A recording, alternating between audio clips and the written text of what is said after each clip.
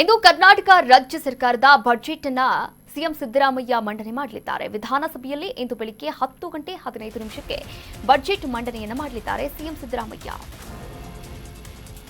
ಇಂದು ಕರ್ನಾಟಕ ರಾಜ್ಯ ಸರ್ಕಾರದ budget ಮಂಡನೆಯಾಗಲಿದೆ.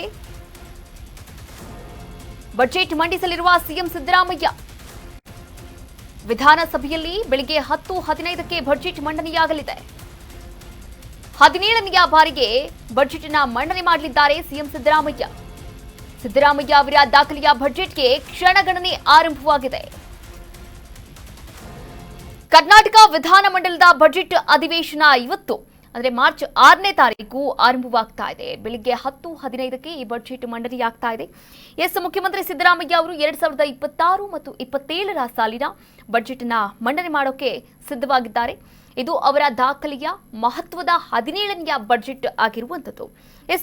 D Devaraj Aras ಅವರ ದಾಖಲೆಯನ್ನ ಹಿಂದಿಕ್ಕಿ ಕರ್ನಾಟಕದ ಅತಿ ಹೆಚ್ಚು ಕಾಲ ಸೇವೆ ಸಲ್ಲಿಕೆ ಮಾಡಿದಂತಹ ಮುಖ್ಯಮಂತ್ರಿ ಎಂಬ ಹೆಗ್ಗಳಿಕೆಗೆ ಪಾತ್ರರಾಗಿರ್ತಕ್ಕಂಥ ಸಿಎಂ ಸಿದ್ದರಾಮಯ್ಯ ಅವರ 17ನೇ ದಾಖಲೆಯ ಬಜೆಟ್ ಯಾವ ಕುತೂಹಲವನ್ನ ಕೆರಳಿಸ್ತಾ ಇರುವಂತದ್ದು ಅಂದ್ರೆ ಸಾಮಾನ್ಯ ವರ್ಗದವರಿಗೆ ಏನಾದರೂ ಅನುಕೂಲಗಳನ್ನ ಮಾಡಿಕೊಡ್ಲಾಗುತ್ತಾ, ಮಧ್ಯಮ ವರ್ಗದವರಿಗೆ ಏನ್ ಬೆನಿಫಿಷಿಯರ್ ಸಿಗುತ್ತೆ, ಹಾಗೆ ಈ ರಾಜ್ಯದ ಗೃಹಲಕ್ಷ್ಮಿಯರಿಗೆ ಏನ್ ಸಿಗುತ್ತೆ, ಇನ್ಮುಂದಾದ್ರೂ ಗ್ಯಾರಂಟಿ ಯೋಜನೆಗಳು ಕರೆಕ್ಟ್ ಆಗಿ ಸಾಗುತ್ತಾ, ಈ ಎಲ್ಲಾ ಪ್ರಶ್ನೆಗಳು ಕೂಡ ಮುಂದೆ ಇರುವಂತದ್ದು.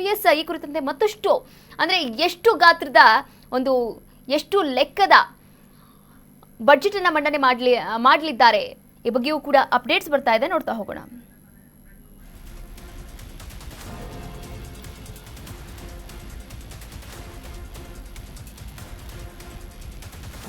ಈಗಾಗಲೇ ವಿಧಾನಸಭೆಯಲ್ಲಿ